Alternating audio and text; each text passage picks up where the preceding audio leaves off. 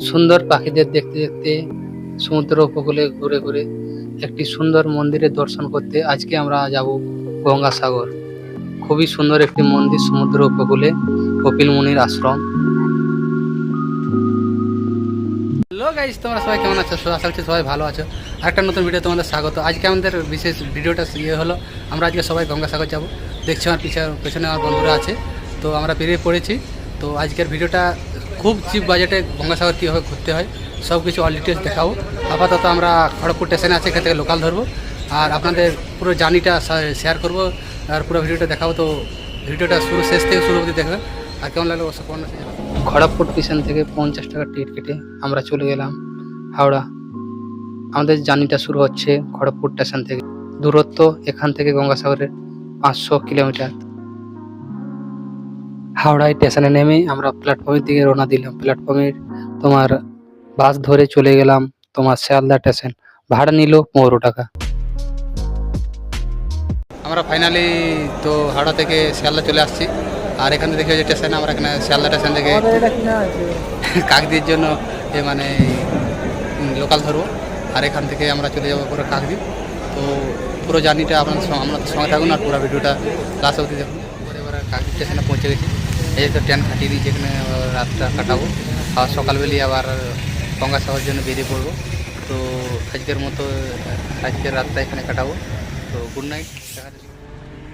পরের দিন কাকদ্বীপ স্টেশন থেকে নেমে আমরা টোটো ধরে চলে গেলাম জাহাজ ধরার জন্য। কেন গঙ্গাসাগর একটি দ্বীপ আইল্যান্ড, তো ওটা যাওয়ার জন্য জাহাজ ধরতে হবে। তার জন্য আমরা জাহাজ ধরার জন্য যে জাহাজ যেখানে ধরা হয় সেখানকে চলে গেলাম। কাকদ্বীপ স্টেশন থেকে নেমে আপনার যে কোনো টোটোওয়ালাকে বলবেন যে আপনাকে সাগরদ্বীপ যেতে হবে, তো আপনাদেরকে সাগরদ্বীপে নিয়ে আসবে।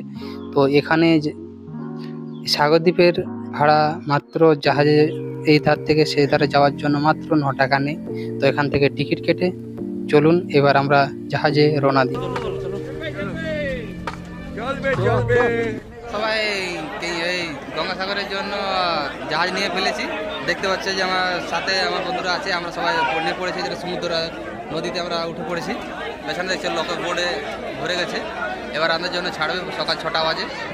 আর সে ধারে জাহাজে উঠে সুন্দর পাখিদের দর্শন করতে করতে আমরা এই নদীটি পার হয়।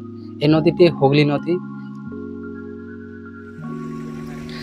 জাহাজ থেকে নেমে আমরা কিছু দূর যাওয়ার পরেই বাস স্ট্যান্ড রয়েছে, তো ওখানে বাস ধরে আপনারা যেতে পারেন। ভাড়া মাত্র 40 টাকা নেবে। ফাইনালি আমরা একদিনের জার্নির পর আমরা পৌঁছে গেছি গঙ্গাসাগরে।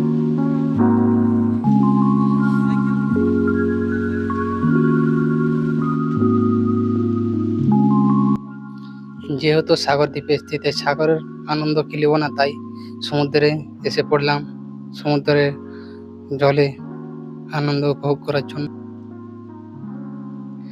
এই সাগরেই কপিল মুনি তার তপোবলের জোরে গঙ্গা দেবীকে প্রসন্ন করে এই সাগরে স্নানের জন্য এনেছিল, তাই এই সাগরের নাম হয়েছে গঙ্গাসাগর।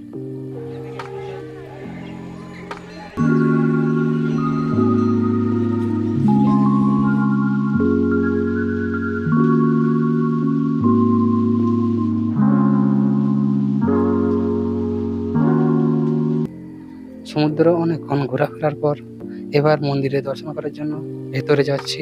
তো এই মন্দিরে তোমার ক্যামেরা এলাও নয়, তাও যতটা পাচ্ছি আপনাদের দেখাবো। চলুন ভেতরে যাওয়া।